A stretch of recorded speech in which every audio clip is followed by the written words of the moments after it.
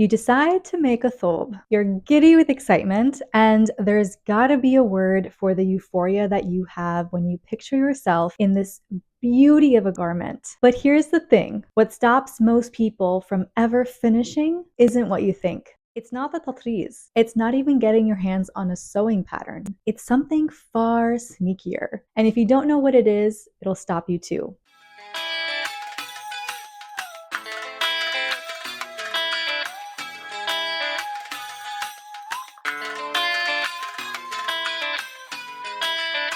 Hey Tatrizers, it's Lena. In this video, we are diving into how to start your thobe and actually finish it. And trust me, the thing that makes a difference might not be what you expect. If you're new here, welcome. Whether you're just threading your first needle or stitching every single day, this channel is all about reclaiming Palestinian heritage by telling your story through tatriz and the art of thobe making. If that speaks to you, hit subscribe and let's begin. When you first learn about tatriz and then you do your first tatriz project, there's something that shifts, a connection that you immediately feel when you move your hands in a way that perhaps previous generations of your ancestors did in the same way, creating something out of what feels like nothing.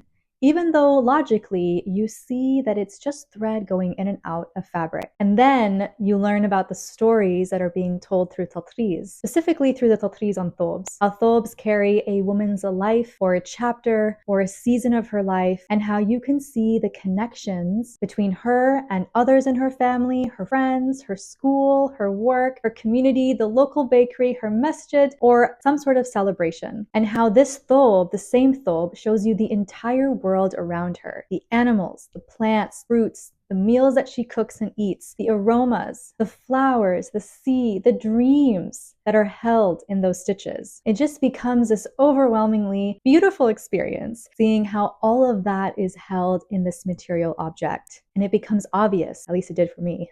There's only one thing that you must now do. Make one for yourself. But then you have to take the first step. And what exactly is that first step? How on earth do you go from my dream is to make a thobe to I'm making my thobe? It's very different to following a design, especially using Ida fabric where the dimensions are guaranteed and the holes are pre-made, to designing something that you put on your body to wear out in the world. And I can say this for myself and for many of the women making their thobes with me. Deciding to make a thobe is oftentimes the first time we ever considered even making a garment. And that type of transformation is massive. Because what? How do you make something that you can put on your back and it won't fall apart or look horrendous? How do you actually put it together? And what if the embroidery isn't straight? What do you do if it doesn't fit? And I remember when I first had that thought, I initially tried to find a workaround, thinking maybe I can just find a ready-made thobe that didn't have any tatriz on it and I could just add tatriz to it. But then you spiral because that approach just doesn't feel any different from adding tatriz to a dress that you bought from the store. It doesn't feel like a thobe. At first, the overwhelm lies in the construction of the thobe. For someone who has never sewn before or even thought about sewing before, that is a massive hurdle to overcome. But once you make a practice round, it suddenly feels doable. And then you face the hurdles of how to pick the fabric, what colors to choose, how to design the tatriz, how to cut your fabric. All of these questions will come up. And throughout the entire process, even once you've made those decisions and you've started stitching, you will have doubts all the time, wondering, will this fit? Will this work? Will the tatriz look good? What if I don't actually like the final look? What if I make a mistake? Because with a thobe, you do all of the tatriz first and then you put it together, meaning you won't actually know if it's a success until you're done. And let's just say that done doesn't come for a very long time. In my case, 2 years. That is a lot of time to be spending on something that may not be something that you actually want. But that euphoria that I mentioned, it gets you started. And you slowly tackle things one thing at a time. And taking it little win by little win is what gets you through, even if there are weeks and months between substantial progress to the outside perspective. For example, for me, I remember that just going to a fabric store was a huge win. I had never done that before. Wow, was I beyond overwhelmed and had no idea idea what I was looking at or looking for? Did I get really shy, feeling like an imposter and leave after 5 minutes of being there? Absolutely. But just being there was a big win. It was something that I had never even considered I'd be doing. Cutting out the sewing pattern was the next little win for me. That's what helped me move the needle. When I say cutting out the sewing pattern, that literally just means I was cutting along lines on paper of all the different pieces of the thobe that would then be used to trace onto the fabric that I would eventually use to make the thobe. You learn that skill in elementary school. And yet you worry about that part too, about messing it up. So when you actually get it done, it's a huge accomplishment. And you just keep focusing on these little wins until poof, the thobe is complete.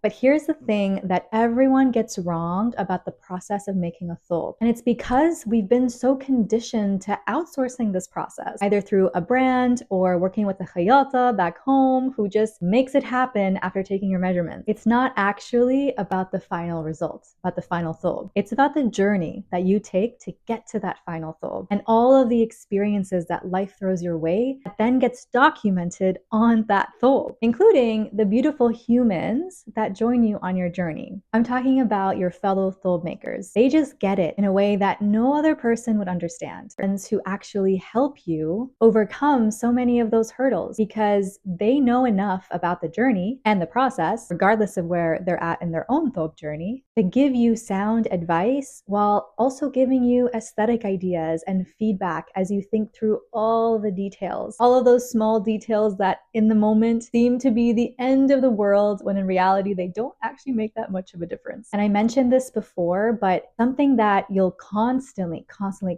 be wondering about throughout the entire journey, I'm talking every single time you pick up that needle and thread, is whether or not you'll actually like the end result. And the biggest secret that no one tells you about this is it's impossible not to be completely obsessed with the thobe that you make with your two hands. There is no scenario where you put in 2 years of your life and 2 years of energy and love into this garment and not come out completely ecstatic on the other side. If that happens, that just means you haven't finished yet, because making a thobe is one of the most forgiving projects and one of the most meaningful. So perhaps if you had walked into a shop and your thobe was there but you didn't actually know it or make it yourself, maybe you wouldn't have picked it up. It may have seemed kind of meh at first glance. Because it holds so much of your life when you make it yourself, it is going to be the most beautiful thobe in the world, and it's going to mean the world to whoever you decide to gift it to down the road, because it holds your hands and your heart and your stitches and your memories and your connection to Palestine. And there is nothing more beautiful than that. So how do you actually keep going during a process that is this slow? Remember, it took me 2 years.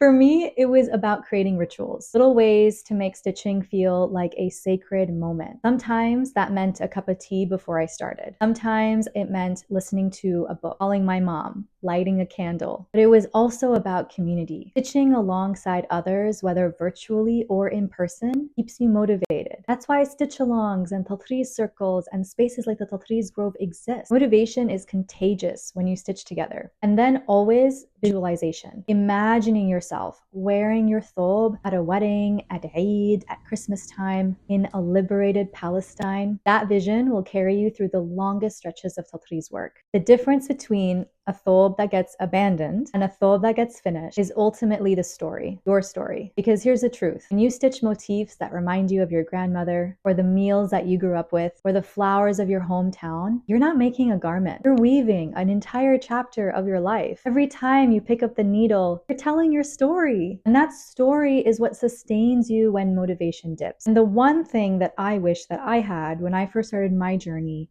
was the permission to tell my story, to actually make it my own and experiment and have fun. It's not about recreating the thobes of our ancestors or the traditional way of putting a thobe together. It's about finding like-minded people who get it, who let you come as your whole self to this journey and cheer you on like you're creating something magical. Because spoiler alert, you are. It's also the inspiration that fellow thobe makers provide by sharing their journeys with you, showing you what's possible when you're in doubt, making you think completely outside the box. I now have made 2 full thobes, and for both, I have 2 dear friends, Justin and Alessandra, who have been my confidants and collaborators since the very beginning. I had no idea what I was doing with my first thobe, and I was terrified of experimenting with the sewing machine. I tried tailoring my thobe, and there was so much I couldn't calculate or foresee, and And then I ran out of time because I had planned to wear my thobe for my ketub kitab. And I didn't know how to still make it feel whole in such a short time frame. And it was my friend Yusur who suggested that I play more with fabric, introduce a different texture to give it the pizzazz that I was looking for, to make it feel like more,